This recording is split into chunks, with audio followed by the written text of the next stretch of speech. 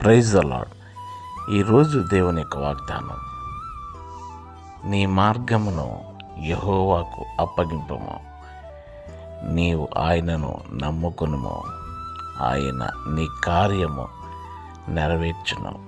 37వ కీర్తన 5వ చరణం. ప్రియులారా, మన మార్గమును, పనిని, యత్నమును దేవునికి మనం అప్పగించినప్పుడు, కేవలం ఆయనను మాత్రమే మనం నమ్ముకున్నప్పుడు, ఆయనే మన కార్యములను, మన పనులను, మన మార్గములను, మన యత్నములను ఆయన నెరవేర్చువారై ఉన్నారు.